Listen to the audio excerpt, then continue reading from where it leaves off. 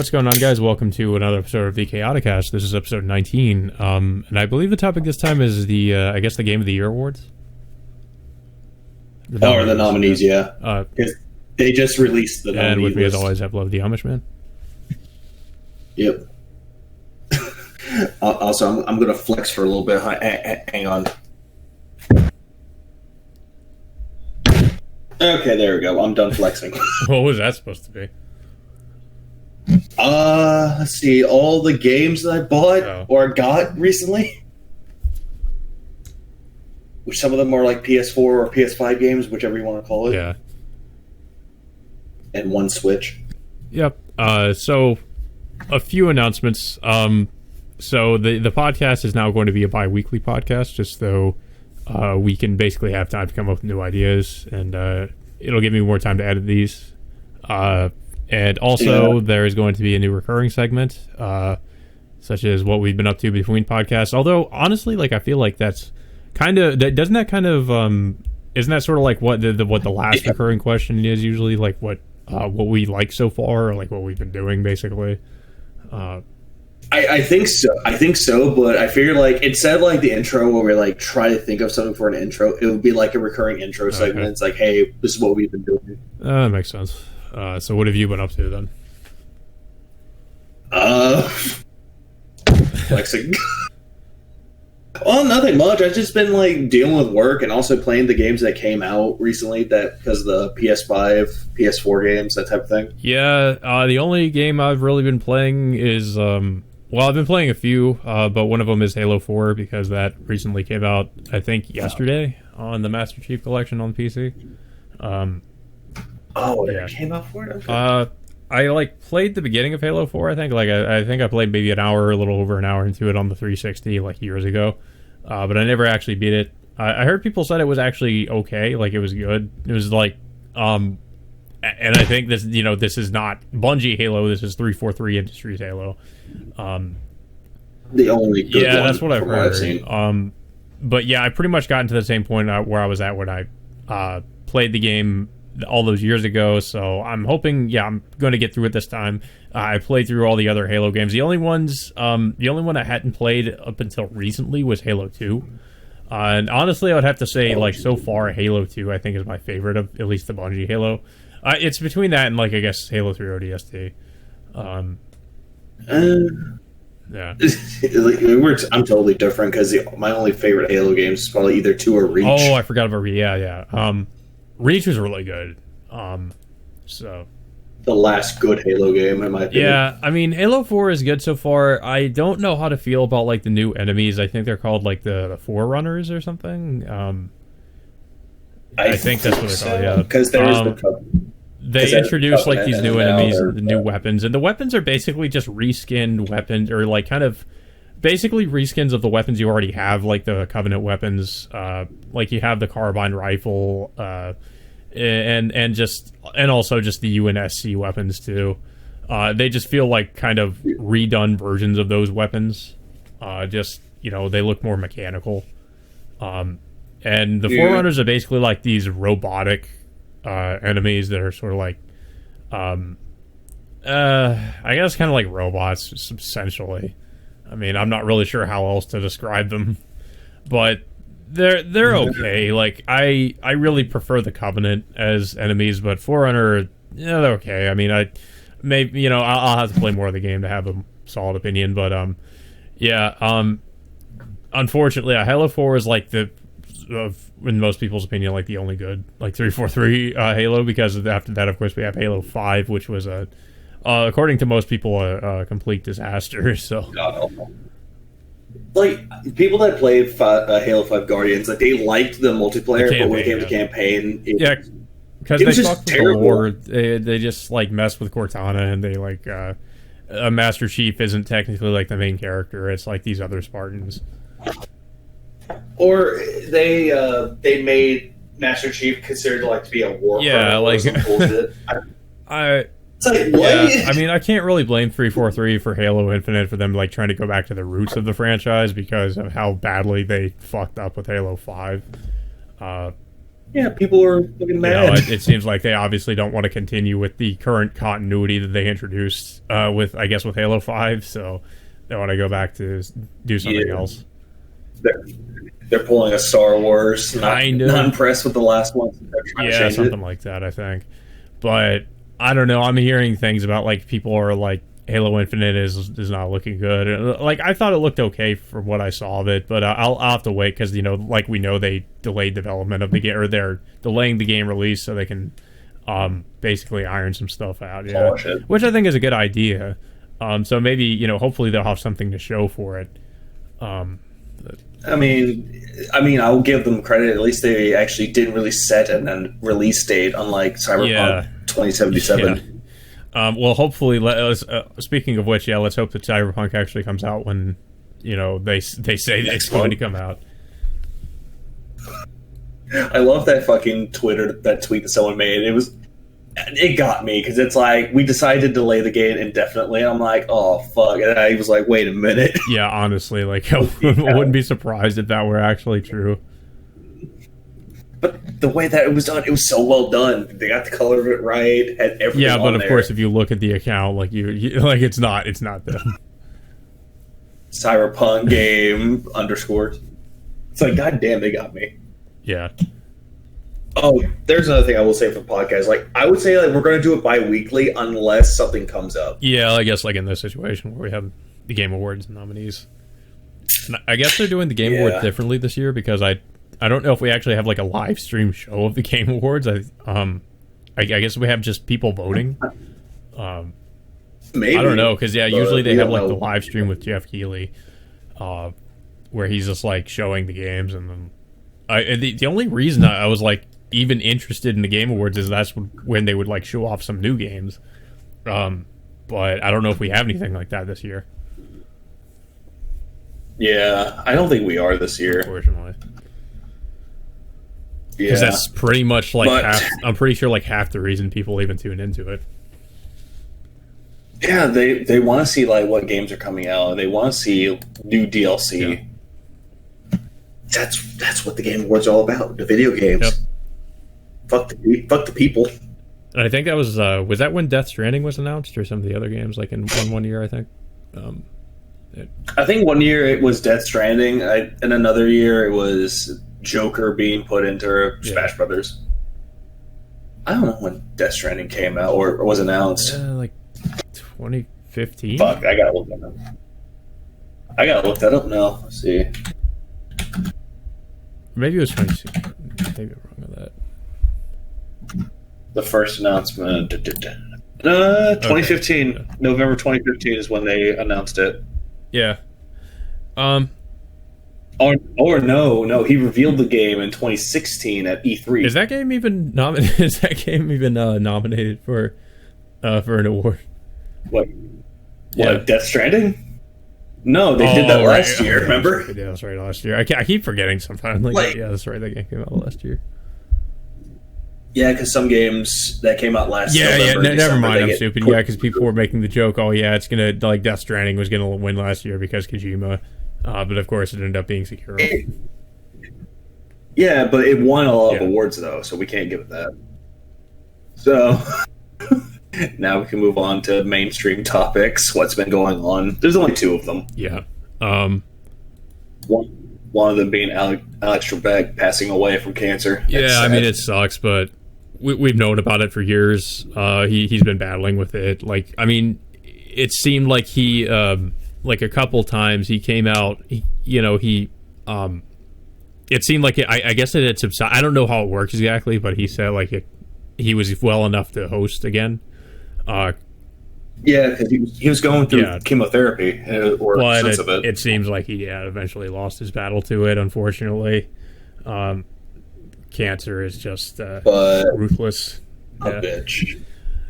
I really don't know.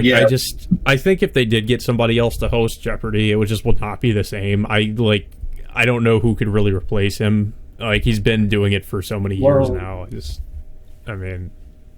Well, there is a man that he's trying to fight to get the spot on Jeopardy, and honestly, I can't see it happening. fucking LeVar Burton or Reading Rainbow Guy. It's kind of surprising, actually.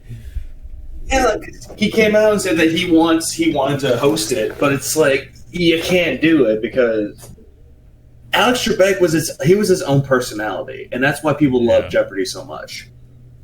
Even though personally I didn't really care for it as a kid, but when I got older, it's interesting to watch at times. Like I haven't really watched it in years, but I remember being entertained. It's like Wheel of Fortune. Yeah, it's like Wheel of Fortune and fucking Family Feud with Steve Harvey. Yeah.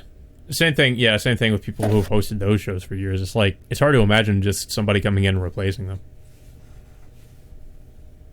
And it seems like usually, at least for the most part, every time there's a host of a show that gets replaced, people are usually disappointed by it. Like, I know, for example, like, one thing I can bring up is, I used to watch The Daily Show, like, back in the, like, 2008 or whenever that was, like, relevant, with Jon Stewart.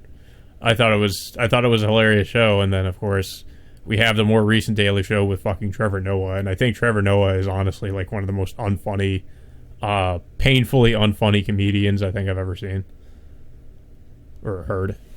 We were talking about game show hosts. Oh yeah, I mean, yeah, it's just like anytime there's somebody else that comes in and replaces a host that's been on a show for years. I mean, you know, they usually have big shoes to fill, like, you know, and they can't more often than not, like, can't really live up to the expectations people have.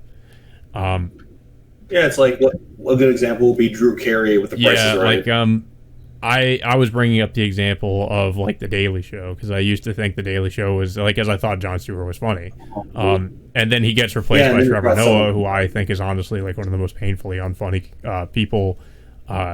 Just in general, like I didn't even know who the hell he was when he replaced him, but yeah, he is not funny. Like I cannot watch that show anymore. It's just it's not what it used to be.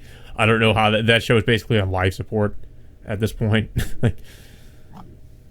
Yeah, and I'm looking at this guy up, and I have you haven't seen his guy? Yeah, he's not funny. Like of course, like, you know, like with a lot of things, like The Daily Show is just kind of become further and further left and more politically correct with a lot of stuff. So like it's a lot of that kind of humor, which just is not funny to me. Yeah. It's not really just because of my political positions. I just don't think it's funny. Yeah, it's like with Jon Stewart, he was actually comedic. Same with Stephen Colbert. Oh yeah, before Stephen Colbert sold his soul and became like an unfunny jackass. Like he's on the Late Show. Yeah. At least he did one thing right, where he just decided to kill the Colbert Report because it wouldn't have been the Colbert Report anymore if he just decided to have somebody come in and replace him. Yeah, it would suck. But yeah, it's like I don't think that if they brought in Reading Rainbow Guy, it wouldn't work. It's hard to see him as a Jeopardy host. Like I just don't know. I don't know. Jordy, what are you doing on here? You're not part of this. Go back to Star Trek. Yeah, I don't know. I guess we'll have to see. But yeah, it's a sad day. Like, you know, just to know that guy's dead. Wasn't, like I said, I won't pretend that I was ever like a huge Jeopardy fan, but I mean, I will definitely give mad respect for Alex for continuing to do what he was doing, even while he was like battling with cancer. Yeah, he's been doing the show since '84. Yeah. Like it just speaks to his determination and, you know, willingness to persevere, even though he's going through a lot.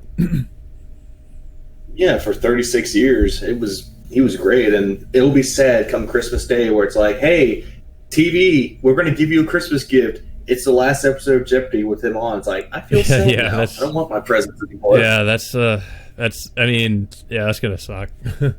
It's like the last episode. Yeah. Very, very, it might be the last episode. Like, come Christmas, it's canceled. Yeah, but anyway. Well, let's go back to talk about like skepticism again, because we were talking about how Jordy trying to take over, and now we're going to talk about System of a Down trying to make music now. Yeah, I don't really have as much to say. Yeah, I do, because it's like I've been waiting for them to make a fucking album, and then all of a sudden they're like, "Oh hey, we finally released 2 songs, new original tracks, and it's for charity." That's kind of weird. Well, I looked up their charity cause. It was for Armenian. Yeah, I mean, because all of them are Armenian based. And it makes sense though. And I'm listening to it. It has like very high sounds of the last two albums with Scars on Broadway and Toxicity, but I don't know if they would actually make a new album or not. I mean, if they're making new songs, like they're making music, I don't really know why they wouldn't make a new album. Well, from what I can deduce, one of them is because they're on tour a lot. Yeah, and I mean, I guess they have like Surge. I guess he's still doing solo projects or something. I'm not sure.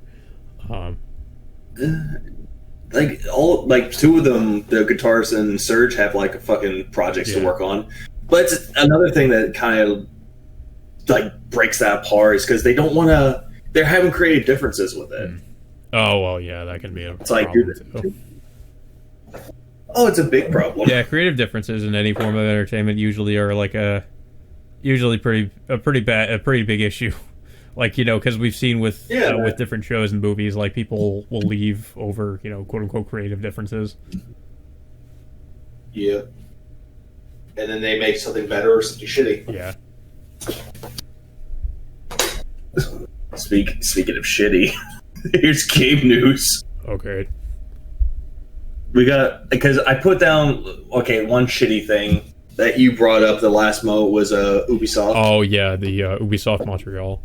Apparently there was a hostage situation at Ubisoft Montreal. How many days ago was this? I think it was a few days ago, or three or 4 days ago. There was an active hostage situation. People were wondering what the hell was going on because we just received word that there was a hostage situation there, and apparently the employees were seen on the roof, and the door to the roof was barred off, so people were thinking there was like an active shooter in there or something. But the police came, and apparently the police didn't find anything, so it was determined that it was a hoax. So I don't really know the reason for this, and I don't really know like what exactly was going on. Like, it's weird because I remember hearing about it, and then I didn't hear anything else about it. So like I decided to look it up, and I saw it was a hoax. So I don't really know what the hell was going on with that. Yeah, like I heard about it. A lot of people were like freaking the fuck out. Yeah, and then some people like, were saying shit. You know, and then of course some people were trolling. They're like, "Oh, it's because of Assassin's Creed Valhalla and all this other shit." You know. That's actually gonna be my fucking theory. Is that they're like, please play our game, and so you think it was done for somebody? Or something? They hire somebody to come in, pretend to wave an M16. they're just like, please come in and pretend to threaten us so that people will pay attention to us again. Buy Assassin's Creed Valhalla. It's good this time.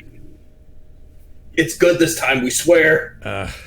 Well, I guess we can kind of, after we finish with this topic, we can use that to kind of segue into, like, I don't know if we put this on there, but, like, Assassin's Creed Valhalla. Oh, no, I did. Yeah. Apparently, it's not all it's hyped up to be, which is not shocking at all, considering it's another Assassin's Creed game.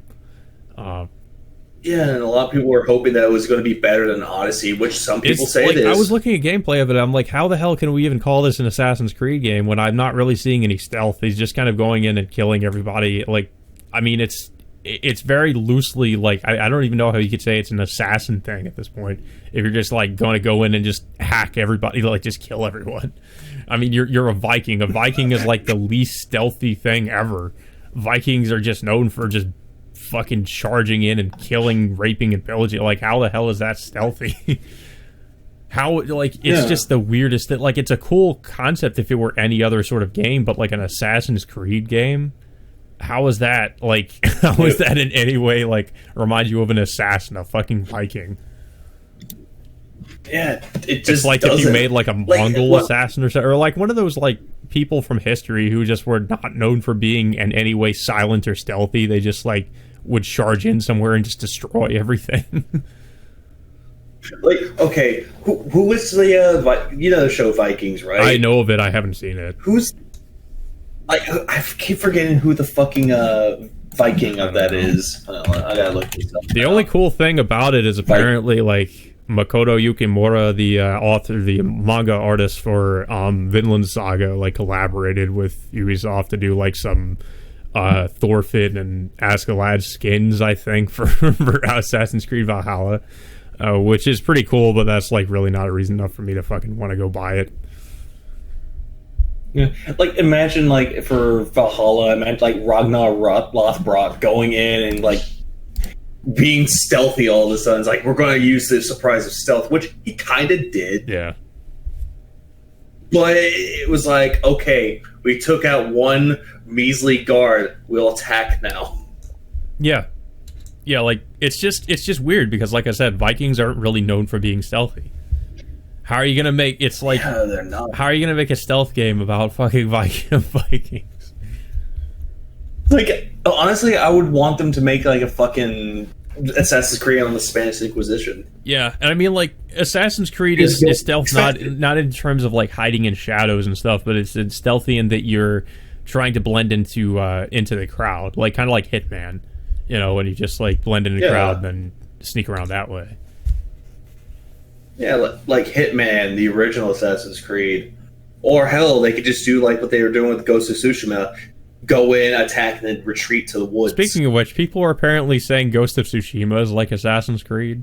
I don't really see it. Like, you can sneak around in the game, but it's usually better and more efficient, actually, to just go in, charging in and killing everybody. Like, let's be honest. Sometimes it is better to just like stealth around, but usually, it's like, at least for me, like in the game, I'll just go in and kill everybody. Like, it's not, you know, like I do use stealth sometimes, but usually, I just usually don't even do it. Yeah, I just don't understand that at all. It doesn't make any sense. The combat system isn't even similar, so I don't really see the comparison. Honestly, like, honestly, I can easily compare Ghost of Tsushima, like, gameplay style to Neo because of different stances. In that sense, yeah. Everything else, no. Yeah, exactly. But yeah, so, yeah, the Ubisoft Montreal office is, I don't really know, like I said, I don't know the reason why it happened, but it happened. Maybe we'll find out some more information about it later on, but as for now, it's just a weird thing that happened. Buy our new Assassin's Creed game. It's good, we swear, or else I mean, to be fair, I don't know if Ubisoft Montreal actually worked on it. Like, they might have. Oh, they did? Okay. No, they developed it. Let's see. I'm also going to look up, see if they actually developed this game too. Nope, they did not. I was going to laugh that they developed Watch Dogs Legion. Yeah. Watch Dogs Legion is also another kind of meh game I'm hearing. Like, it's just... And I'm not surprised. Like, it's a Watch Dogs game. Like, this is my problem with Ubisoft, is that they milk all their franchises dry, and then they have no, like, they have, okay, I can't, to be fair, they have some new ideas. Like with Watch Dogs Legion, they had the idea of, like, you can switch between, like, a character can permanently die and you can switch to a new character. Like, that was interesting, but then it's just kind of the rest of the game is like your typical sandbox style game, and there's not really too much you haven't seen before. So it's just like there's nothing compelling for people. Like, you know, the same thing with the Far Cry games, the Assassin's Creed franchise, now Watch Dogs too. It's just like people are just kind of like they know what they're getting. And I mean, sometimes it's a good thing, but sometimes it's like people get sick of the same game over and over and over again, and they want something different. Yeah, it's like, which Watch Dogs? I fucking did not care for the first one. The reason was because they overhyped the trailer saying, oh, it's a game about revenge. Your wife got murdered. Now you got to go after the corporation that killed your wife. And it's like, oh, no. Fortunately, I got that game for free because of some deal like the Ubisoft store had or something where they had it up for free. So I got the first game for free on PC. And, like, yeah, it's an okay game. Like, it's fun, but, like, yeah, story-wise, it's really bland. Like, there's nothing new about it. I think the sequel is a lot better. That's what I've been hearing. I think I have. It's a lot better. I actually bought it and I played it back when it came out, and I was like, this game's actually surprisingly good. It's a lot better than the first apparently one. People said it's better just because it doesn't really take itself as seriously as the first game. It doesn't take itself as seriously. The story isn't based around revenge. It's just like, oh, hey, we're just hacking into corporations because we're going to fight the power, fight the man. I hate the man. And then all of a sudden it's like, oh hey, the man found out. Let's go after. We're gonna go after the man some more. But I don't know. Watch Dogs Legion and Assassin's Creed Valhalla is meh. Yeah, it's just We'll just say it's people hype them up, and I don't know why. Like, especially with like, I mean, okay, for Valhalla, I can kind of understand why, because it's Vikings, but yeah, but it's not really all it's cracked up to be. And people, like, one of the main complaints too is the game is way too long. Apparently, is that it just drags on for too long. I have to see how long. I want to look up see how long this game is. Was it 80 hours or something? Like, it's some ridiculous length. Like, it was a long game. All right, because I'm looking up Assassin's Creed Odyssey. That's what I'm doing. Assassin's Creed Odyssey was 42 hours. Okay. Valhalla is about 50. But doing extra shit, it's about 65 hours. Yeah, so basically they were saying it's too long for what it is. So it's like Assassin's Creed Odyssey in length kind of drags on. But oh well, who cares? Well, that all being said, I think we can move on to the next gen consoles finally coming out apparently. Oh yeah, but it has its fucking problems, and Spider-Man's one of them. Well, I think we should also talk about like the I mean, of course, these being launch consoles, we are hearing reports of just the Series X having issues. I'm pretty sure the PS5 has issues too. But apparently like PS5. What were you gonna say? I was gonna say, yeah, the PS5 is the one with the most issues. Like, a lot of people kept saying that the Xbox Series X, there's like steam fucking smoke coming out of it. When that actually was proven to be false. Yeah, I think didn't somebody like vape up into it or something? Like they did some weird shit with it. They apparently, for what I've seen, someone opened up the console and put a vape inside of it and left it on, and it started smoking. Yeah. So what's going on with the PS5 then? Like, what are people saying about that? I know for a fact that it's suffering from overheating issues, and another one is, like I said, thanks to Spider-Man, the remastered, if you put that fucking game in rest mode on the PS5, it'll brick your console. Oh, shit.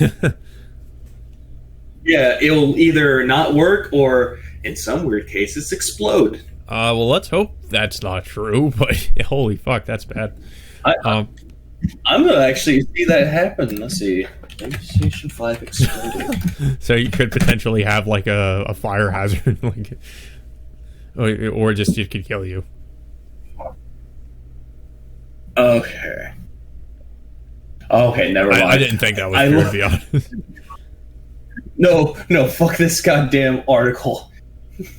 PlayStation 5 DualSense controller explodes on social media. I was like, you took that literally. Oh, wait, they're talking. I took it literally. God damn it. I mean, the DualSense 5 does seem cool. Like the features it has are interesting, and just the way it can use Bluetooth connectivity to connect to various different things is cool. But I just don't like. I think right now it's like $70-$90 or some ridiculous shit. Like I'm just not even bothering with that. I think I'm just going to stick to the DS4 controller until the price goes down for that. Agreed. But yeah, like it's just, like I assumed that like PS5 came out and that the only thing people can play on it right now is like Demon Souls and Miles Morales. Sackboy. I mean, at least with Miles Morales, I can play it on PS4. Demon Souls, like, I'm hearing good things about it. Like, I heard it was a great remake. So, I'll probably play it eventually. But I'm not really, like, if I were a hardcore Souls fan, I guess that would be enough to sell me on it. But it's just, I never really was. So I'll play it eventually, but, not really going out of my way to buy a PS5 to play it. And apparently, like, if you try to buy a PS5 anyway, it's like, good luck trying to get your hands on one because it's so hard to get a hold of. Unless you're Sony and decide to make something called a PlayStation Direct. Yeah. Honestly, like, one of the things that I'm really starting to become more interested in is the Xboxes, or at least with the Series X, like the backwards compatibility, because I've like looked up how the backwards compatibility works on the Series X, and it's like, and also the Series S too. But it runs like, older games like 360, Xbox 360, Xbox, the original Xbox games. It runs them really well, like surprisingly. And it has, and it has like upscaled resolution, and there's not really any issues I've been seeing with it. So the backwards compatibility features on it are really good. So I've been thinking about maybe just eventually getting it for that reason, so I could play like the original Xbox games on it. And like and the thing is too, like with the Series S is like, and this is one of the things I don't really like, is like I don't know if I think that's a digital only console, right? Like you can't, I don't think it has the Series S. The S, I think that's the only one that's digital. That's the only thing that's kind of a deal breaker, because like you would have to like rebuy these Xbox games, but like if you have the Series X, you can just insert the disc and it'll like, I guess, download that game from or something, and then you can play it that way. So that's a pretty cool feature. Like that really, like I'm almost kind of sold on the backwards compatibility of it. Like it's just the way the games run on there. Like I was watching Ninja Gaiden Black running on the Series X, and that's pretty impressive. Like it maintains a constant 60 frames and is upscaled to like 4K. Yeah. Like I'm looking at the Series S, like it looks like a good design, but it looks like a goddamn speaker. It does. People were joking it looks like a subwoofer. So it looks like a subwoofer, and the other one looks like a fucking PC. Or just like a refrigerator. Oh yeah, and apparently they did make a fucking refrigerator, and fucking I just seen took her, like, got hold of it and put her fucking greasy ass hand on it. And then they were like, hey, Microsoft's like, hey, do you want to get into sweepstakes about it? And we're like, I don't want it if it has that greasy ass handprint. Yeah, I'm surprised it doesn't come with the handprint around. I'm surprised that iJustine got both consoles. Mm-hmm. I don't understand why. They might have just given it to her. Just because she's an influencer. Okay. What's the influencer? My ass can't get past the first part of Portal 2. Yeah, I mean she was pretty much just basically like an advertiser for fucking Apple products before, like that's all I know her for, and she's like obsessed with Mac. Yeah. Yeah, and Mac. And then like I think what was it? Linus Tech Tips, I think, had her on one of his shows, and like she was trying to use a PC while he was trying to use a Mac or something. And she's like, how do I work this? Yeah, she didn't know how to, like, she was like, oh, this is stupid. How does this work? Oh my god.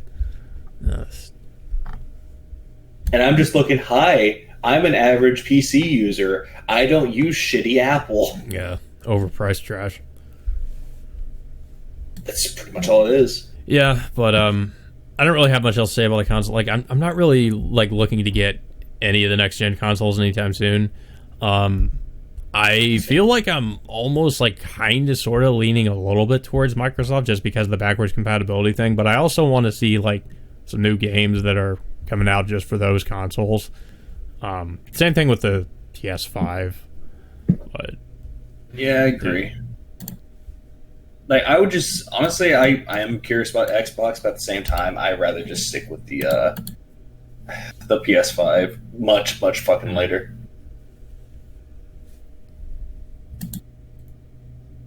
But yeah, it's just one of those things. We can move on. Yeah. So fucking, which one is more important, Capcom or 13? We can kind of briefly go over 13. There's not really. Well, I don't think there's really too much to talk about with either thing, to be honest. But yeah, 13. Just the. Yeah. Well, the 13 remake came out, and people, I guess you could say people were kind of excited for the 13 remake. I've actually never played the original game. I've heard good things about it, but like the original game has an art style, like a comic book art style, and it kind of like factors into the gameplay too. Like if you watch the comparison videos of like the original game to the remake, it's pretty much night and day with how like things look. Is like the art style of the original game, like that was kind of integral to the game itself, and in the remake for some reason they just decided to like totally just like overhaul like the character designs and like just kind of turn it, like people were saying it looked like Fortnite characters. Like they just kind of changed the way everything looks and changed the overall art style of the game, and that kind of turned a lot of people off. And to be honest, like it does not look good. It does not look good in comparison. Actually, the original actually looks better than like what they did with the remake. Yeah. Like, I mean, it looks okay, but at the same time, it could have been better. Yeah, and apparently there's also just various technical issues with the remake where, like, there's a lot of glitches, there's just frame rate drops, all this other stuff. Yeah, apparently the game's just kind of it's kind of a disaster at the moment. And there's but they're hoping. Oh, we're gonna say they're hoping to fix it. Well, the developers did come out and say they were going to try to address some of the issues, but I really think, like, it's kind of too late. Like, they would have to go in and just totally fix, like, just change the appearance of the game, too, because a lot of people were disappointed with that, like, how they decided to present the game. And it just doesn't look... It's not the same as the original. So... Yeah. It's a shame, too, because the game, like, I was interested in checking it out, but I guess I might just play the original game at this point if I ever want to play it. Yeah, because you don't want to pay $50 for that game. Yeah, like, I feel like they're charging too much for it too. Like $50 is a little bit steep. Yeah, it's very steep. It feels like a $30 to $40 game, maybe. Like, I'm glad that they're going to try to fix it, but if they could fix broken porcelain, I would be happy. But I mean, I've heard reports that they did fix some things, but I don't know to what extent. I don't know if it's playable. Yeah. But, yeah, I'm probably going to wait on that. But, yeah, there's not too much else to say about it. It's apparently very disappointing, which sucks anytime, you know, that happens when there's something that was kind of hyped up and it ends up just being let down. PS5. Yeah. Well, I mean, like, I didn't really have any high expectations for PS5 anyway. Just because, like, all they were doing is just touting the hardware. Well, same thing with I mean, to be fair, same thing with Microsoft. You know, they're just like, you know, oh, our console's so powerful. Like, it's whatever. Someone who's a PC gamer, I don't give a shit about that. Like, I just care about the games I have. This is the most powerful console ever. Okay, is it any good? It has problems. And I mean, with Xbox, like, the only thing right now I'm looking at is just the backwards compatibility. You know, because I could play the original Xbox games on the Series X in better quality. Yep. And it's something that Sony just that honestly, like, that's one thing. Like, Sony is, I will say, like, if Sony came out and they're like, we're making a console that is actually, like, backwards compatible in the sense that you can play games from, like, almost all the previous generations, like back to the PS2 or something like that, that would be huge. And they would, but they won't do it because they want to resell those games as, like, remasters or something. Like fucking what game it came out that was a remaster? I like the Jak and Daxter games, the a lot of these other games, PS2 games. But Naughty Dog won't do it. Yeah.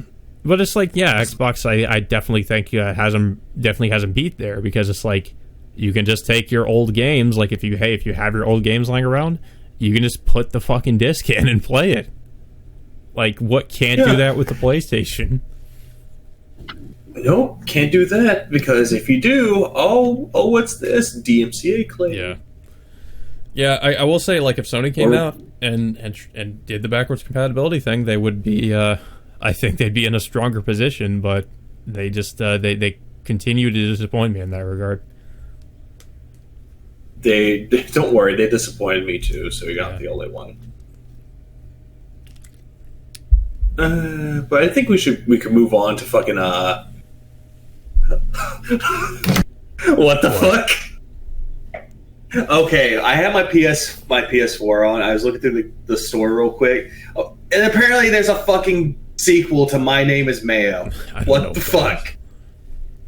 Okay, I'll give you a little history of it. My Name Is Mayo is essentially, you're taking a mayo jar and here's what you're doing. You're just tapping it. That's the whole game. That's the whole game, is tapping a fucking mayo jar. Why the fuck is there a sequel? I don't even know why a game like that was made. Like, it's just to waste time or something. I think so. There are some weird indie games out there. Well, I'm gonna buy it. It's 99 cents, so why the fuck not? Proceed to checkout. Yes, please. Any more than 99 cents would be highway robbery. No, they make the sequel and the original game for $2. It's like, okay. And it's like under 400 megabytes. Okay. Anyways, Capcom. Apparently, there's a leak from Capcom. Yeah, it was rumored that there was. Apparently, there was a huge data leak with Capcom, and I don't want to go too into detail about this, considering apparently some people are saying Capcom is going after people that talk about this in the videos, but considering this is a podcast, maybe it'll be more difficult for them to tell to know that we're talking about this. But there have been videos that specifically talked about the leaks, and that apparently Capcom went and took down their videos or something. So yeah, they're basically pulling a Naughty Dog, it seems. Yeah, but yeah, so some of the Capcom leaks apparently some of the games that it kind of goes over. So there are some rumored games in there. There's apparently going to be a Resident Evil Battle Royale game supposedly, which sounds like an awful idea. So essentially, fucking Umbrella Corps. Yeah, it's Battle Royale. People I swear, people after Resident Evil 2 remake were I will admit I bought into it too. I'm like, oh, Capcom, they've changed. They're listening to the fans now. And apparently, if the leaks are anything to go by, apparently they're going back to the same old bullshit they were doing before. Nope, not doing that shit. It's and they're going PC now. It's why you? Yeah, why? basically they're trying to be more politically correct in their games, and just so as basically apparently just not to offend the Western audience, because they're trying to cater more to the Western audience. So they're trying to be more politically correct in their games. So yeah, that's apparently that's the reason why. And I mean, I don't know. I'm guessing. I hope this isn't true, but if it is true, that is a fucking terrible. That's a terrible idea. I was gonna say, do people never apparently learn? Not. I mean, I guess this is the problem too. Is they think that because really it's just a small minority of people who are really super SJW politically correct people, and they think those are the people we need to cater to, when that's not really the case. It's just most normal people don't really like that kind of stuff. You're really just catering to a small audience of people who are just happen to be the loudest. Yeah, which I don't like. Yeah. But I mean, I guess that's really what all these developers see. They're just oh, well, these people are so mad on websites like Twitter and other social media sites that maybe we need to change the way we do things. So they just look at stuff like that, and they're I guess they think they need to change the way they develop the things they put in their games or something. Because I mean, apparently, because we have learned certain websites, such as, for example, Reset Era, it consists of people who are actually involved in the industry, and people who for whatever reason just have a really big influence over what gets put into games. And the whole website is just full of total SJW type people, and a lot of the threads are just them bitching about something maybe somebody involved in the development of a game did, or something they said, or all this witch hunt bullshit, and or just complaining about something in a game, or how it's not PC enough, or whatever the hell they complain about on there. And for whatever stupid reason, and I guess maybe just because there are people in the industry on that site, and I guess other people in the industry look at that site, they're oh, this is what we need to do in our games now, because these people are mad about it. Or they go onto Twitter and they probably just look at the shit people are saying on Twitter and are just oh, well, these people are upset about this, so we need to change it. People are always going to be upset. Fucking, there's one thing I didn't put on there. Apparently, Anita Sarkeesian went back to the came back. The poop. It was bitching about Mandalorian. Yeah, because of breastplate armor. And the funny thing is, I was talking to my brother. I mentioned that to my brother. Do these people not realize that breastplate armor has a practical use? Yeah, I was talking to my brother about that bullshit, and he was like, it's custom fit for a reason. It's supposed to be finally fitted for a reason, because it gives people more room. They have women have these things known as and they kind of need some room for those things to so as to not, they don't feel uncomfortable with whatever it is they're wearing. So, you know, like, what? People are stupid. Like, either they're stupid or they're just willfully ignorant. Because it's like, especially like Anita Sarkeesian, like being a woman, it's like, you should know the reason, but you're acting like you don't know. Like, shut the fuck up. You know why that is a thing. Like, I'm pretty sure you wouldn't wear some fucking armor where your chest is being constrained and it feels uncomfortable because there's no, like, you know, room for those to breathe, you know. Yeah, exactly. But if you're Anita Sarkeesian, you're just wanting to bitch and complain about random shit. But I don't know. Also, like, back to the whole things about the leaks. I think we should just take everything with a grain of salt at this point. Yeah, I mean, it's pretty much just all rumor, really. But I just thought it was interesting because I just heard about it, and I was like, that's pretty crazy. Like, basically, the main thing that I was taking away from it was Resident Evil Battle Royale. and also just all the PC stuff they're supposedly doing. And there are apparently, like, leaks for Resident Evil 8 Village in there, which I didn't really see anything about that, but I really don't care one way or the other because I'm kind of interested in Resident Evil 8, but it's just not on my priority list of things I want to play. Oh, I agree. So it's like not really important. Anyways, but Jesus, we can move on to games. Yeah. Oh, the okay, yeah. Yeah, the PS5 releases? Yeah, that you can buy on PS4. Yeah. So apparently the what we have are the Bugsnax, Spider-Man, Miles Morales, The Pathless, Sackboy, A Big Adventure, and Yakuza Like a Dragon. Yakuza Like a Dragon is also a multi-plat title, so there's that. Actually, I don't know. Yeah, like that's on PC and Xbox. Yeah, but it's coming to PS5 and Xbox Series X eventually too.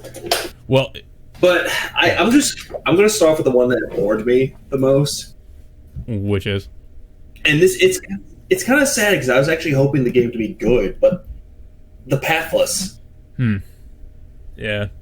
Like, I was expecting it to be good, but when I played it, it's just you're going around fucking finding towers and inserting emblems from places and shooting talismans.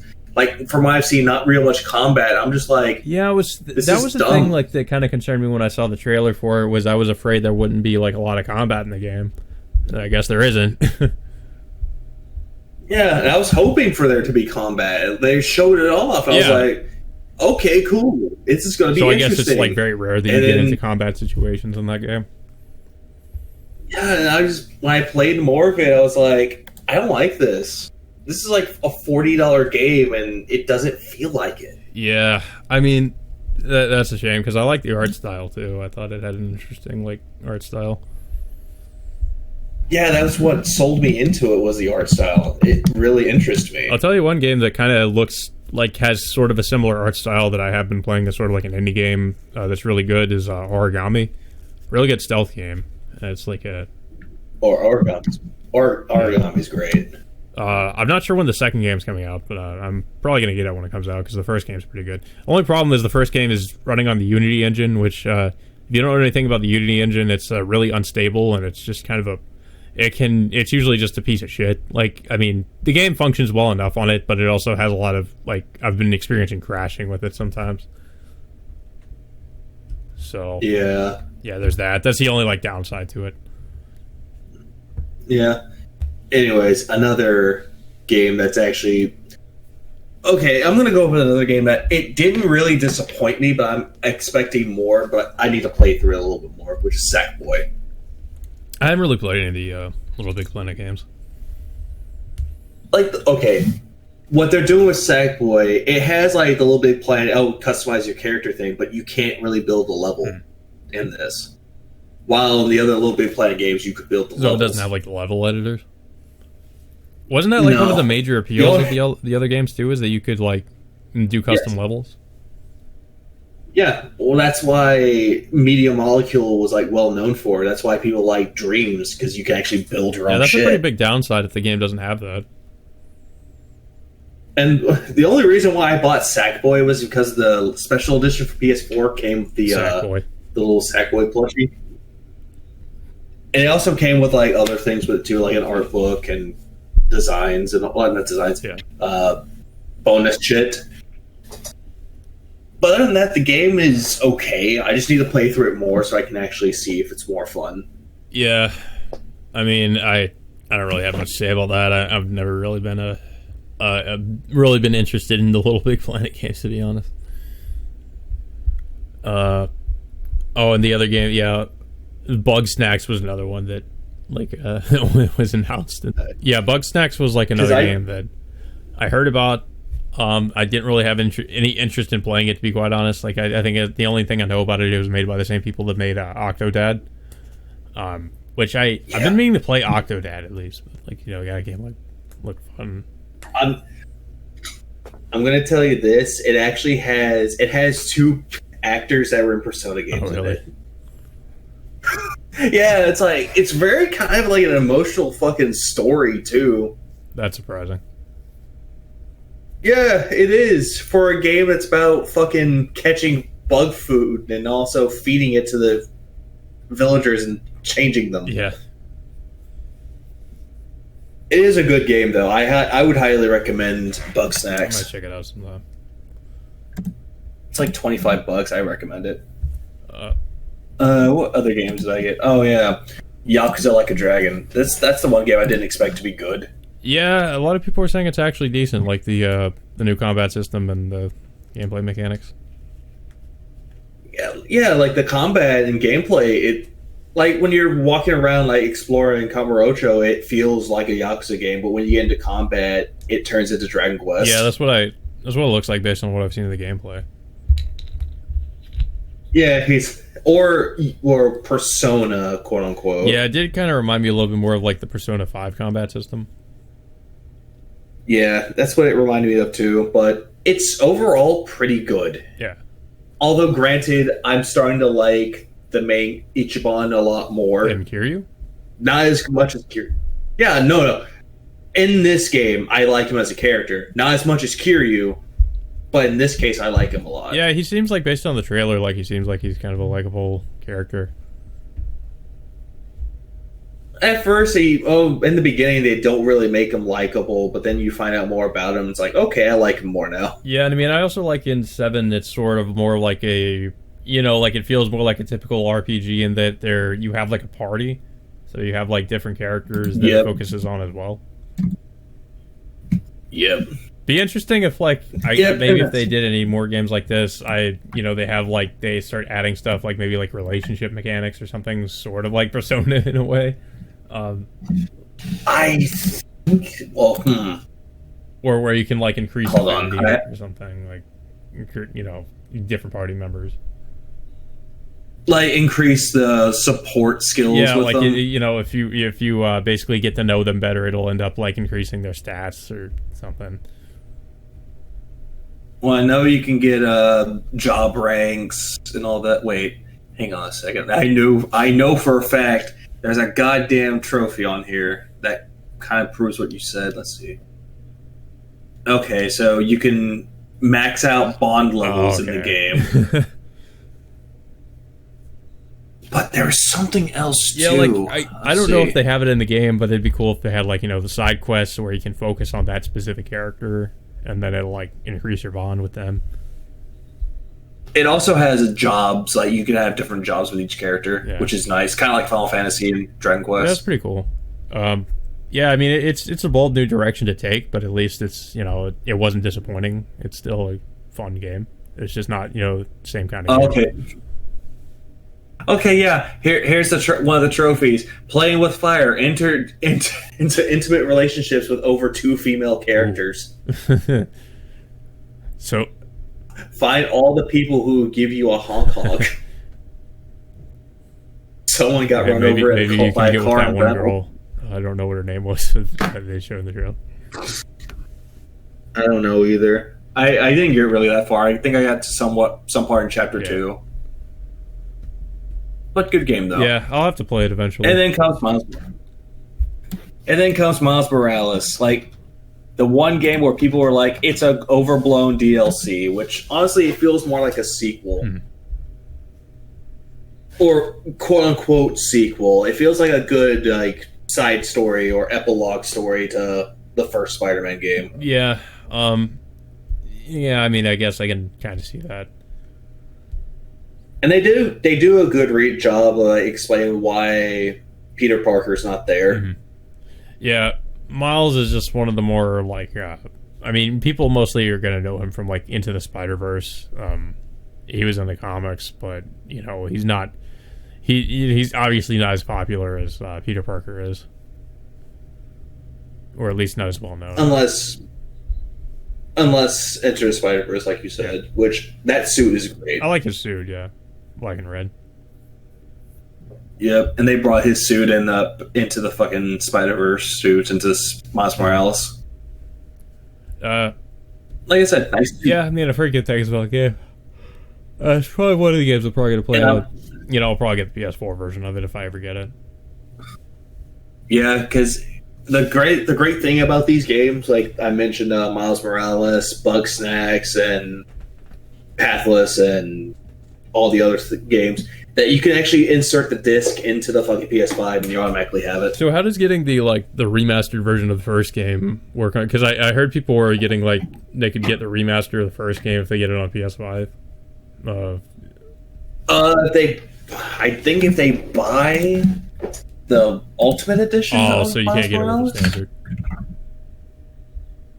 I'm about to look that up. Actually, that kind of sucks. You gotta fork over a little bit more money. Can you buy? I'll just look up what the standard comes with. Here we go. I'm looking this up. No, it's off. Nope. Apparently, Sony confirmed to Kotaku, great, that Spider-Man's Remastered, the updated PS5 version, won't be sold as a standalone title or offered as a free upgrade for existing Spider-Man owners. That kind of sucks. Yep, so you have to fucking buy the Miles Morales Ultimate Edition on PS5. I mean, it's just, that kind of makes me lose a little bit of respect for a company, too, because, I know of a few games because we have the Blood Rain remaster that's coming out soon too. That's going to be a free upgrade for people that own the original games. Blood Rain. What? Yeah, Blood Rain. Yeah, there's a remaster coming on the 20th. For the first two games, yeah, they're doing a remaster of it. It's going to be free if you have the originals, which is good. So it kind of sucks whenever, they have, a remastered version of a game, especially, so soon after that game comes out. They have, the next-gen version of it, and you just got to buy the game again. That's kind of annoying. I don't like this fucking tagline they have for Miles Morales is, be greater, be yourself. That just sounds like... That doesn't sound good at all.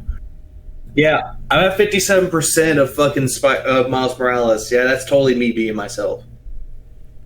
Yeah, I mean, it's not a game I'm really going out of my way to get, but I'll probably get the game eventually. It's like $70. Yeah, especially just because of that price. Games being $70 now is also really going to turn off a lot of people. I know people that they're using the argument, oh, well, it takes longer to develop the games, etc. I don't really buy that. I don't really buy that it's it's because it's much harder to make the games now. No. It's I don't know if I buy that excuse, to be honest. I mean, especially if you're, because I hate to do the whole PC Master Race thing, but we're not really buying games for fucking $70 on here, unless it's the fucking special edition or some shit. Because we don't have to put up with that shit. People, again, I hate to do the whole PC Master Race, but people who are on the consoles, they just got to kind of put up with it, and if they're going to buy it day one or something. Or if you're me and you got Sackboy for close to $100 and another game for close to 60, but because it's like on PC, editions. there's various different digital distribution services where we can get games for pretty like new games for pretty like discounted prices. Like I'm always getting emails from like Green Man Gaming. It's like, hey, this new release is gonna have 10%, 10 to 15% off. Now you're gonna get it for like $47 as opposed to like 50 or 60. There's always stuff like that, and there's CD keys or whatever the site is. But there's all these other things aside from Steam we can go to. Unfortunately, people on the consoles, they don't really have that luxury. They just it's like go to your local GameStop, your fucking Walmart, or wherever you go to get these games. Yeah. Well, speaking of which, we can actually move on to what we came for. The Game of the Year awards, or Game Award nominations. Yep. Which I have the list right here. Hold on. I have seen some of them. Hang on, I got the full list right here. Okay, let's go. That was necessary. Anyways, should we just do the what's on the bottom first? Yeah, might as well.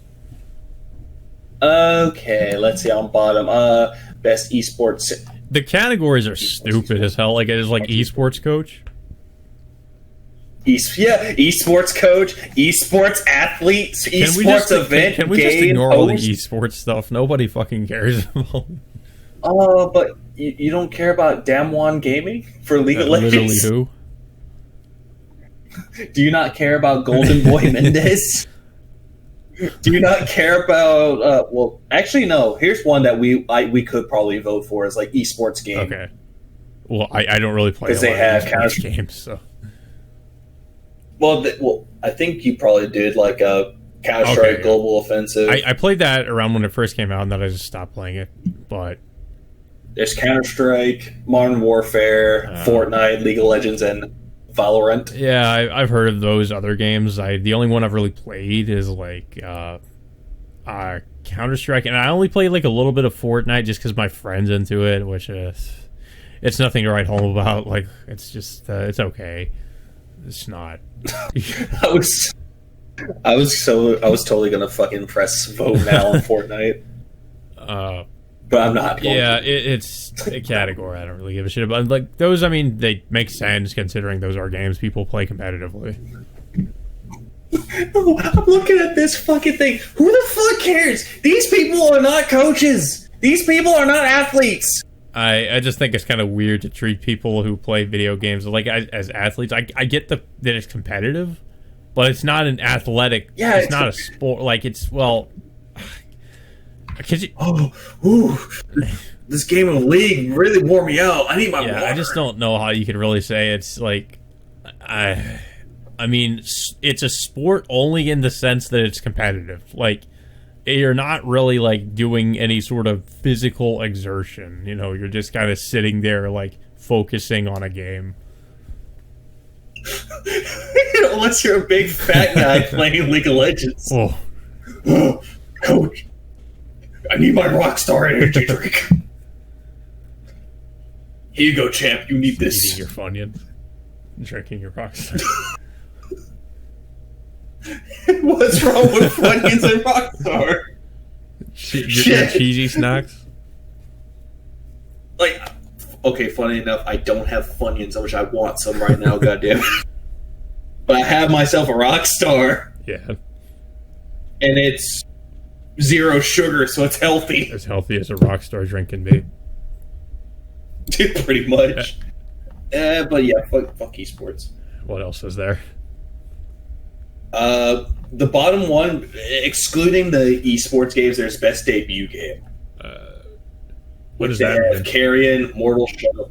Indie games that make their a studio that just started. They made their first game. So you had Carrion, Mortal Shell, Raji, an ancient epic, Roki, and Phasmophobia. Both. Oh, Phasmophobia. Well, okay, I've heard good things about Phasmophobia, Mortal Shell, and Carrion. Don't know about the other one. Yeah. I don't know about the other ones either. I know that a lot of the Indian YouTubers liked Raji. That sounds like an Indian game. It probably is. But honestly, out of the three, I might just give it to... I actually don't know who I'd give it to. Probably Karen, because... Yeah. I like the idea of Carrion, like, where you're like a monster or something and you go around killing people. Cancel my vote? Fuck you. Because how I'm doing it, I'm reading it off the actual website. Mm-hmm. So I just... Thank you for casting your vote. I earned the badge of student. Yeah, I don't care. Gaming? I don't know. Okay, and here's content creator of the year. PewDiePie. No, actually, no. PewDiePie is not even on this fucking list. There's Tim the Tat Man, Valkyrae. I don't know who the fuck these people are. There's no PewDiePie, Markiplier, Jacksepticeye, and Scott the Woz. Dr. Disrespect? He's not on here either. So I'm skipping these. Fuck these. Don't know who any of them are. I don't. That's the sad thing. So we're going to go to multiplayer because that's the thing that popped up next. Probably COD. Sure, COD's on there. Yeah, Call of Duty Warzone. I guess, can they put Black Ops on there? Like, that just came out, right? Cold War? No. Okay, here's the funny thing. I'm going to bring this up later. Because once they get to it, I get to like another category, I will get to that part later. But they have Animal Crossing New Horizons, Among Us, Warzone, Fallout guys.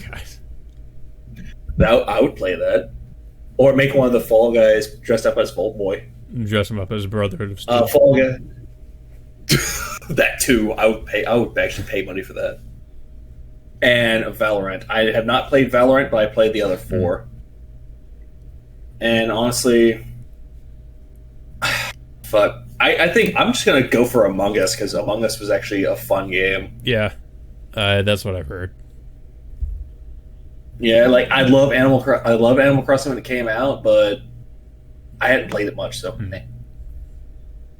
Oh, great! Best sports games. They have Dirt 5, F1 2020, FIFA 21, NBA 2K21, and Tony Hawk's Pro Skater 1 and 2. Yeah, don't care about any of it. I'm voting for Tony Hawk. Because I bought Tony Hawk. I bought that game. I had no intention of like enjoying it, but I enjoyed it. FIFA 2025. FIFA in the future. FIFA F1. Fuck that. Bring back Mario Strikers, please. Oh god. Here's best. You want to know what they have for best simulation strategy game? You cut out right when you were gonna say. You cut out. Man, that's messed up. Yes, I did. Okay. This. I'm gonna just quickly go through this. What you cut out like right when you were about to say like what was it? I forgot what you were even gonna say. There was Crusader Kings 3, Desperados 3, Gears Tactics, XCOM Chimera Squad, and fucking Microsoft Flight Simulator. Right, it's always Microsoft Flight Simulator. I'm skipping on this one. Let's go to the next one. Okay. Here's best family game. Yeah. There's Animal Crossing, Crash Bandicoot 4, Fall Guys, Mario Kart Live, Minecraft Dungeons, and Paper Mario Origami King. Don't have an opinion on any of these. Probably a Mario game, I'm guessing you'd pick. Yeah. I actually don't know. I'm abstaining from that vote. There's best fighting game. Oh, I'm guessing it. They have Grand Blue Fantasy Versus, Mortal Kombat 11 Ultimate, Street Fighter V Champion Edition, One Punch Man, A Hero Nobody Knows, that game is true. And Under Night and Birth. It's probably going to go to MK11. I'm calling it. It probably will, even though the game came out last year. Well, it's constantly like receiving all these new updates, new characters. Yeah. Okay, here's where I said that it makes zero sense to me. The best role-playing game. They have Final Fantasy VII Remake, Genshin Impact, Persona 5 Royal, whichever, Wasteland 3, and Yakuza Like a Dragon. Yeah, keep that in mind. They could have put Call of Duty for best multiplayer or best shooter, but they didn't. Meanwhile, Yakuza Like a Dragon is on there. Yeah, it's kind of weird. I mean, how they categorize things. Yep, exactly. But yeah, I mean, at least for the RPGs, that makes sense. But like, yeah, there's not putting Call of Duty for a shooter or like multiplayer. Like, I don't understand that. Like the new one, it makes the new sense. one should be on there. I don't know why it's not. Like, I think it just or hey, yeah, it did. And now there's best action adventure game, Assassin's Creed Valhalla, and then Ghost of Tsushima, Spider-Man Miles Morales, Ori and the Will of the Wisps, Spider-Man Jedi Fallen Order, or Spider-Man Jedi, Star Wars Jedi. Fuck. I'm just worried about my internet cutting out again. Yeah, by the way, I've been cutting it out, or I've been cutting this out of the video. Not that I've been cutting out his internet, but like, his internet's been cutting out. So like, we've been having issues with that. Yeah, but anyway, Star Wars Jedi and Last of Us Part 2. Well, I'll tell you what it should go to. It should go to Ghost of Tsushima. And if there's any justice in this world, it will go to Ghost of Tsushima. It'll go to Miles Morales. It could, but I feel like it's more likely it'll go to Ghost of Tsushima if there's not some shenanigans happening and people just are like, oh, Last of Us Part 2. No. I agree. Alright, let's go to action game. There's Doom Eternal, Hades, Half-Life Alyx, Neo 2, and Streets of Rage 4. It's gonna win. I'm fairly confident. Hades.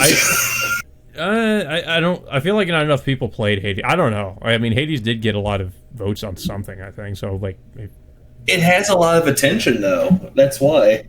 I don't know. Hades could win, but I think Doom Eternal is probably gonna win. I'm just gonna put that out there. Like, why isn't that under shooter? Maybe. Shouldn't that be under shooter? It's a shooter.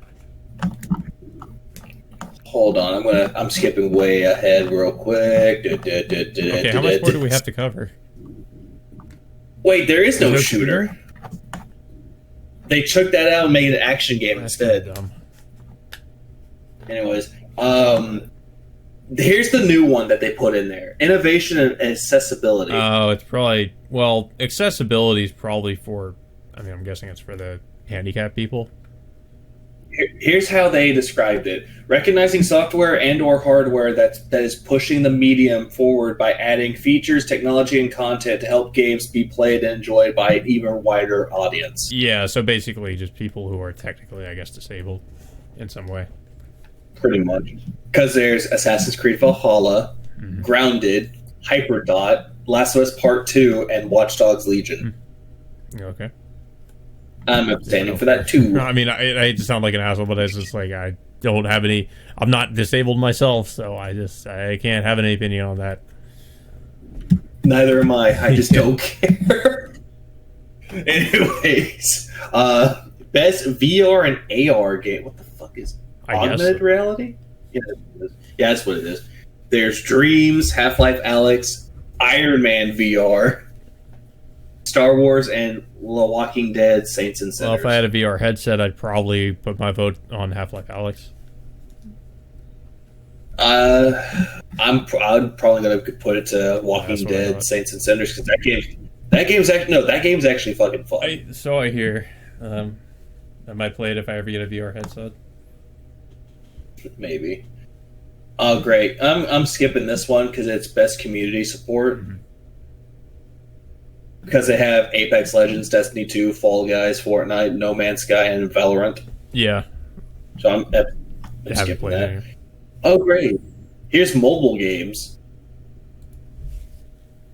Among Us, Call of Duty, Genshin Impact, Legends of Runeterra, and Pokemon Cafe Mix. I've been meaning to play Genshin, but that's pretty much it. I'll go with Among Us just because why not? Among Us is great. Oh, here we go. Best indie game. There's Carrion, Fall Guys, Hades, Splunky 2, and Spiritfarer. Why do they make these so fucking hard to pick? You had been praising Spiritfarer. Yeah, I like Spiritfarer. And I also like Hades. Oh yeah, Hades is. That's why I'm conflicted. Well, which one did you have more fun with?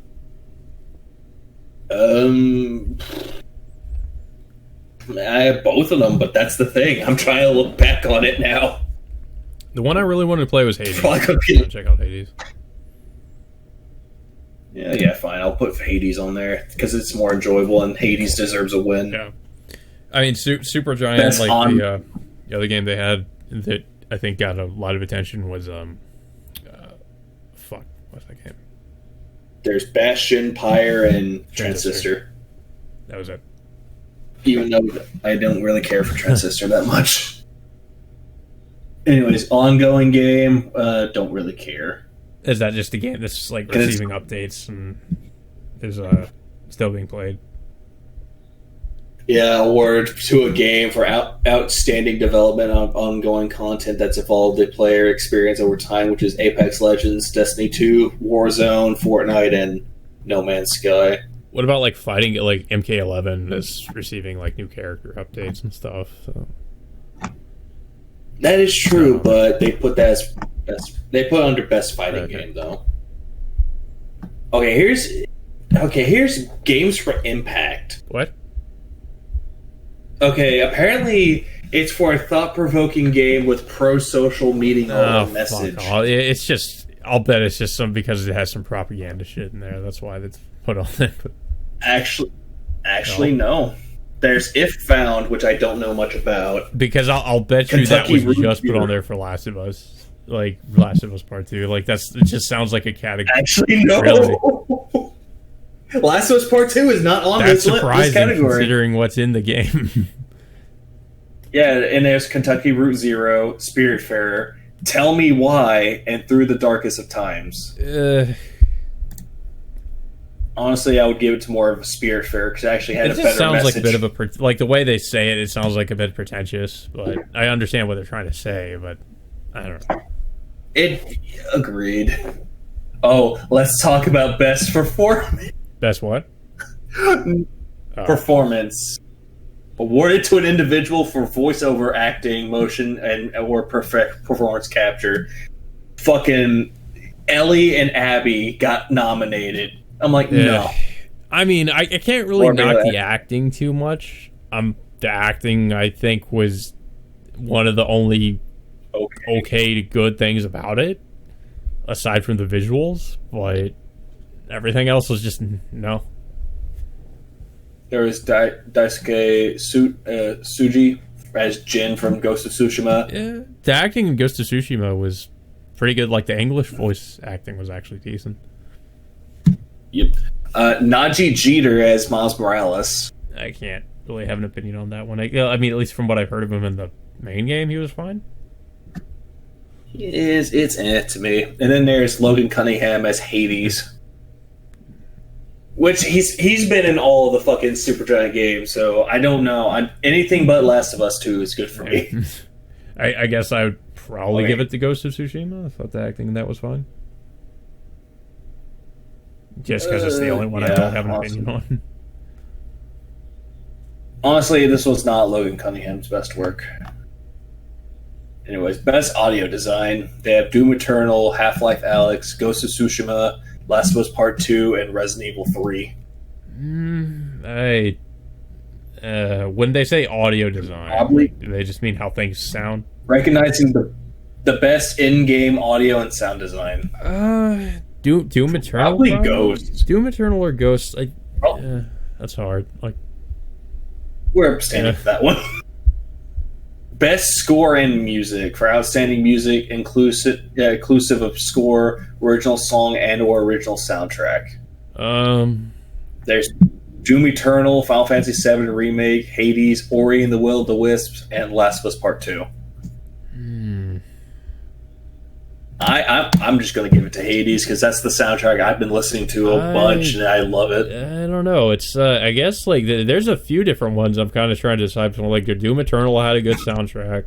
Well, I agree. Ghost actually did have a decent soundtrack too. But it's not on there, sadly. I thought you said Ghost of Tsushima was on there. No, Ori and the Will of the Wisps. Ghost should be on there though, because it had a. Thank you for casting your vote. You earn a badge, graduate. I guess if Ghost isn't on there, I guess then it's probably between what. Okay, I'll say as much as I like Doom Eternal, I'm the subvert everyone's expectations. Final Fantasy VII Remake. It had some pretty memorable tracks. Like it had a good soundtrack. Doom Eternal did too. So like I think it's neck and neck for me. But I would have to go and say I enjoyed Final Fantasy VII more because at least like with Final Fantasy VII you're getting a little bit more variety with the soundtrack. Like with Doom Eternal, like you're pretty much getting more or less like the same kind of song where it's just heavy metal mostly. So you know what you're getting. With Final Fantasy VII Remake, there's a bit of more variety to it. Oh, I agree. But anyways, let's move on with other categories. Yeah. There's art direction. Okay. There's Final Fantasy VII Remake, Ghost of Tsushima, Hades, Ori and the Will of the Wisps, and The Last of Us Part 2. Ghost of Tsushima. Mostly just because, like, the art was a strong part of it, too. I mean, like, also just, like, there's all the clear Kurosawa inspiration in the game, you know, the black and white mode. Every time you do one of the mythical quests, they have, like, the traditional Japanese art style. The loading screens have stuff like that. It has very strong art direction in that game, so I would definitely have to give it a Ghost. Yeah, I'm abstaining from that one for a time being.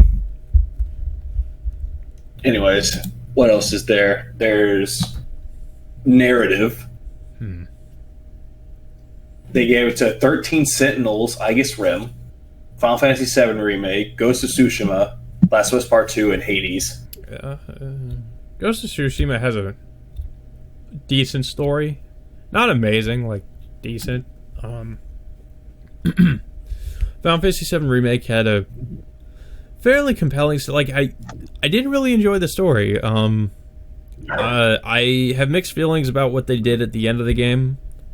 So it's hard to say, really. I don't... definitely not Last of Us Part 2, for sure. I can say that. I guess I would say it's between... I guess you could say it's between Ghost and FF7, then. I'm gonna say either Ghost of Tsushima or probably...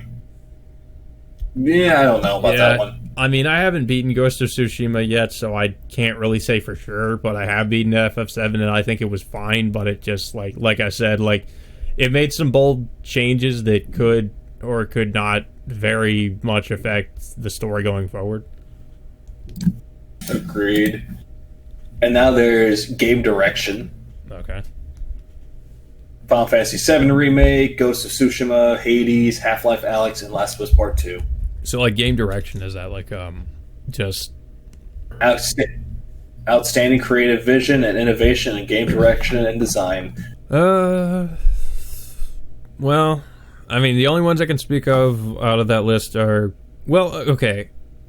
Honestly, I haven't played Half-Life Alyx, but I'm mostly approaching this from innovation.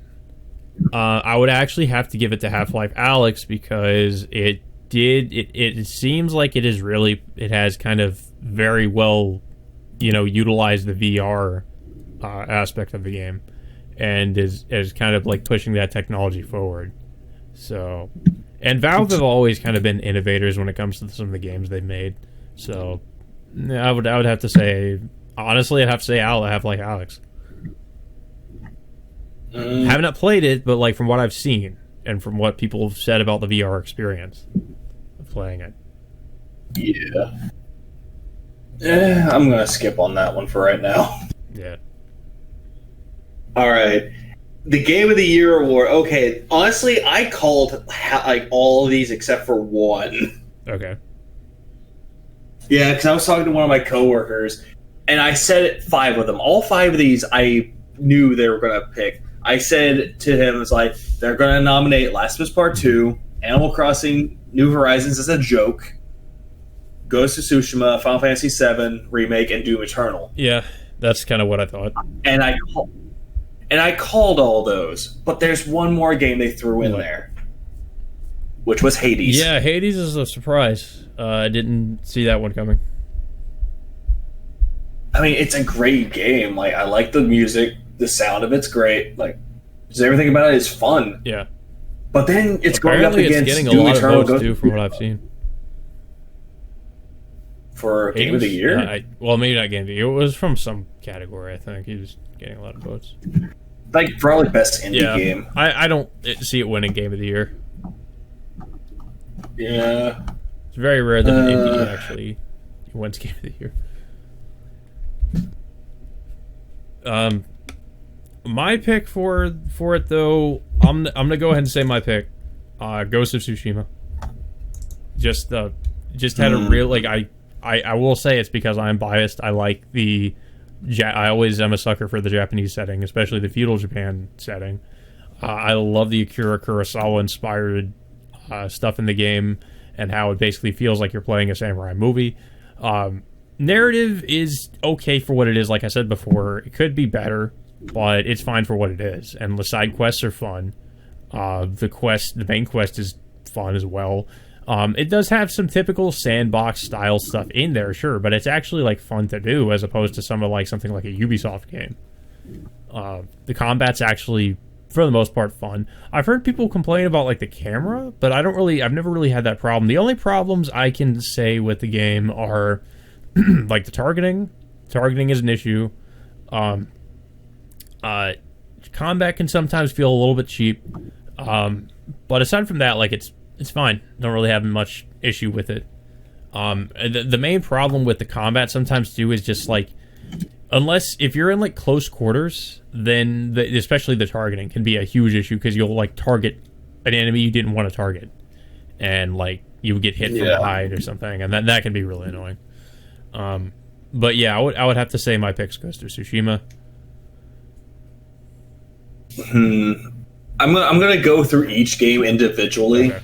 Well, except for Doom Eternal was great too, and it was like, for me, it was like I was trying to decide between Doom Eternal or Ghost, but I feel like I had more fun with Ghost. Like, Doom Eternal is definitely fun. It's very addicting. It's very fun, but at the same time, it can, if you're especially if you're playing on ultra violence, holy shit, is the game frustrating. Like, it's frustrating, but not really in the way that's going to make you. Well, sometimes it might make you put the game down, but usually it kept pushing, like motivating me to go forward because the combat was fun enough to where I tried to push through it and just get good, as they say, you know. Get good. I'm going through that as well. Like, Doom Eternal was fun. It was good. But it will definitely, like, it's definitely the hardest, especially in comparison to the original game. Yeah, I was gonna say, but it will fuck you up. Especially later on in the game, they start throwing everything in the kitchen sink at you. Especially all the Marauders. They'll throw like multiple. Like, the DLC also doubles down on everything like the main game did, where it'll just like throw 5 fucking Marauders at you or something like that. And it gets very ridiculous at times. Like, that's my only kind of problem with it, is that I feel like the way that they approach difficulty is sometimes it's just like, we need to throw more enemies at you, like, and have you deal with all of them at once. And also, here's these buffed enemies, you know, because the DLC introduces these spirit possessions where spirits possess enemies and make them and basically buff them. And you got to deal with that shit too. So it's like you're trying to juggle all the shit all at once, and it gets overwhelming like really easily. Yeah. Yeah, I was gonna say, like, Doom Eternal's mindless fun, but it did make me put the game down a bit. So it's like, Yeah. But still, it's an enjoyable game. Final Fantasy VII Remake, it's a good remake and made me like Final Fantasy VII. Did you ever finish it? No, because people spoiled it for me, and I had no desire to go back to it. I mean, it's a good game. It's like, you know, it still has a good story. It's just that, yeah, like I said, they go in a very different direction that, you know, people are either going to love or hate, I think. Yeah, exactly. And it's just, I was just like, it wasn't a bad game. It was beautiful to look at, but it was nothing that would make me write home about. It's not better than Final Fantasy IX. Yeah.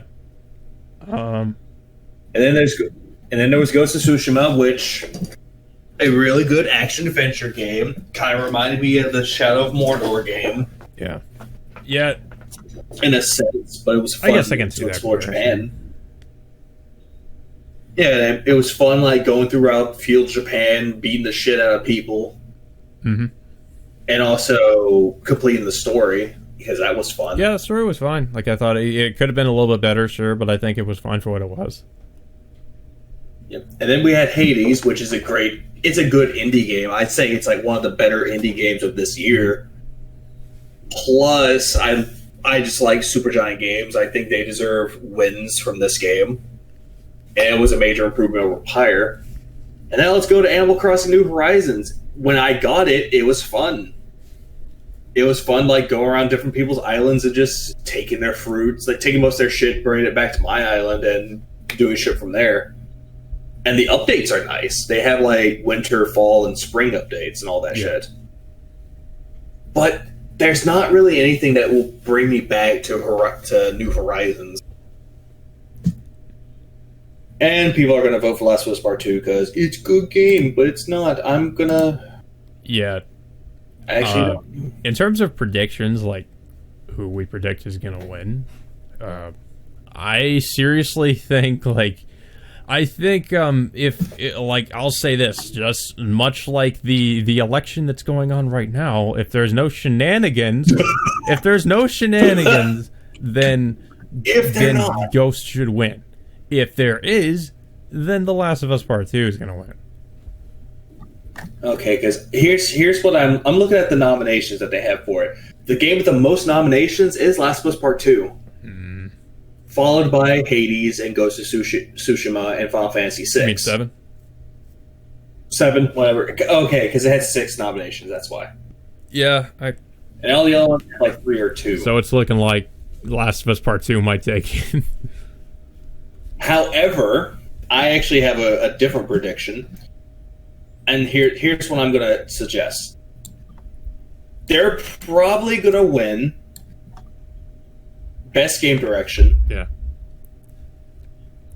They probably won't win Best Narrative or Art Direction. Maybe. It'll probably win Score and Music. Okay, and performances and audio. I think it definitely. I will say that's another thing I could say good about the game. Good soundtrack.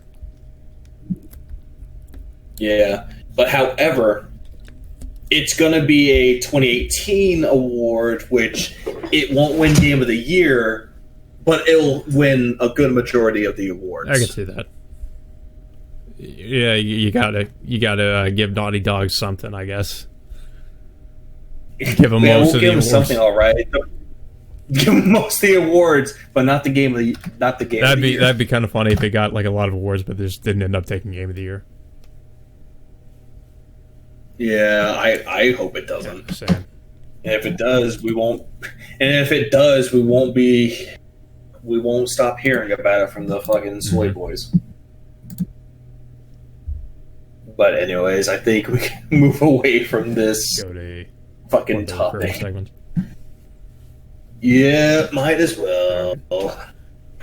So, what do we like so far this week? Or for the past podcasts? Yeah, go ahead. I have too many to list, but I already mentioned it in the fucking when I was talking about the games that came out. I enjoyed Bugsnax, Miles Morales.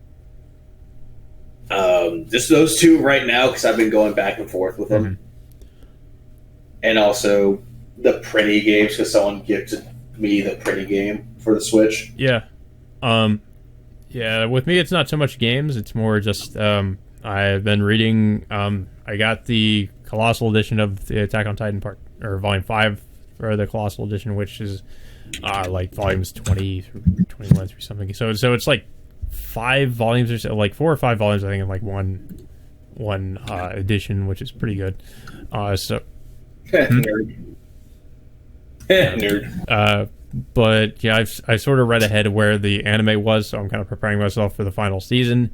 I finally got to the arc that they haven't covered in the anime, which I'll just say get ready. Like I said on Twitter, if you did not really care for the plot twist at the end of season 3, you are not going to like what happens after that because the war stuff is the World War II stuff gets yeah, I was gonna say so the they kind of double down on the on all the stuff that people probably like had problems with if they didn't like the twist in season 3, which is, of course, I won't spoil it here, but it has to do with a lot of allusions to World War II and certain things that happened in World War II. So yeah, there is a lot more like of that happening in this arc. So I do like that though. Like I thought that was kind of a clever twist in the series where it kind of moved away from the Titans being technically the bad guys. So I kind of like that. It implies that it's a much more complicated conflict than what it is. Are they seriously pulling a Hellsing Ultimate with this shit? Not necessarily. Not exactly. No. Well, okay. Fuck. Kind of. Yeah. Kind of. That's what I thought. Let's just say like the people who were oppressed years ago become like the Nazis and start to oppress those that oppressed them, and it turns into like yeah, kind of like they're treated like essentially like the Jews. Man. And basically, if you want to be like, if the people who are oppressed, if they want to have like fair and equal treatment or something, they basically have to basically shit on their own people and become like honorary like people who will join the cause of the people oppressing them or something, and in order for them to actually like become like I guess in a way somewhat equal. It's pretty fucked up. Like it's basically, like I said, they're treated like the Jews. Like they're just like completely like discriminated against. This whole like plot just remind me a lot of Code Geass right now. Sort of. Like I said, it goes in a crazy direction. I know I just kind of spoiled a lot, even though I said I wasn't going to, but I had to explain like what I was talking about. Remember, if you see a Nazi, punch them in the face and say, fuck you for Attack on Titan. Yeah, I would. But it's pretty interesting. I'm definitely excited for the final season. I'm also concerned because the manga technically still isn't finished, and they're calling it the final season, so I'm really concerned about that. I'm hoping that we're not going to get some stupid anime-only ending or something like that. I hope that's not the case. But I guess we'll have to see what happens. Yeah, y'all have to see what happens on that one. Yeah, that starts airing on December 7th.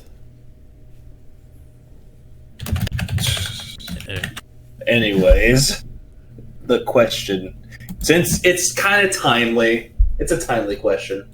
Oh, what am I thankful for? Yes.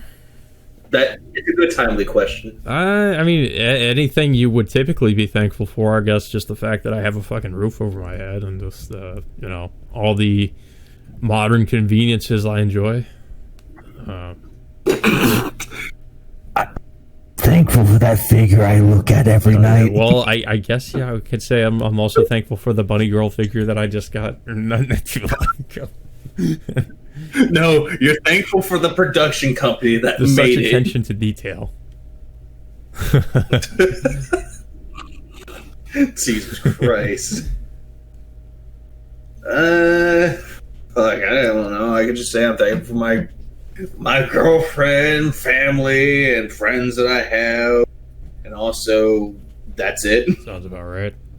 Yeah, so Thanksgiving is coming up, by the way. So, I don't know how we're gonna spend Thanksgiving. A lot of people are like, a lot of different states are like, you can't spend Thanksgiving with your family because of the Rona. I'm enjoying my birthday a few days before Thanksgiving. I don't want to hear anyone's shit. You can't go visit your family and be together with them. You need to social distance, and hey, if they aren't wearing a mask, you need to report them to the proper authorities so that the government takes them in and throws them into the gulag. And I don't care what people say. They'll be like, "Oh, but I can't enjoy my family." Fuck you! Don't be a Debbie Downer on my birthday. Or some of these other states, they're like, you need to wear that fucking mask. You wear that fucking mask. or better yet, if you live in California, hey, don't celebrate Thanksgiving by lighting a turkey on fire. It's just ridiculous though. Like the stuff I'm hearing like about these, like they're basically saying, yeah, you can't get, you need to like stay 6 feet apart. You need to wear a mask all the time, even indoors. Okay. I'm like, yeah, no. It's like, It's like what they should be doing. What they should be doing is like they should be getting together at home, enjoying the family that they have, the food that they'll make, and watch a good Thanksgiving like the film. shit that annoys me about this is that certain governments are becoming so authoritarian about like these restrictions, and it's just kind of concerning to me, like how crazy it's getting with all these fucking different things you can't do. And it's just like, I think most people are just going to say fuck it. Like, at least the most sensible people are like, no, I'm not going to do that. So, good luck enforcing that. But yeah, anyways. So this was a bit of a shorter podcast because I wasn't as much to talk about. But regardless, we will have a new one for you guys probably a week or two from now. Not really sure what that's going to be about yet, but maybe the holiday season. The holiday government's also trying to fuck with that too. Oh, Jesus Christ! Don't make this a PC podcast, please. Don't do this. Just tell. We need to tell people the obvious. Go out, enjoy Thanksgiving food. Enjoy time with your family. Go watch Planes, Trains, and Automobiles. It's a good Thanksgiving movie. Yeah, so I hear. But yeah, that all being said, watch it. Hope you guys enjoyed this podcast, and until next time, we will see you all later.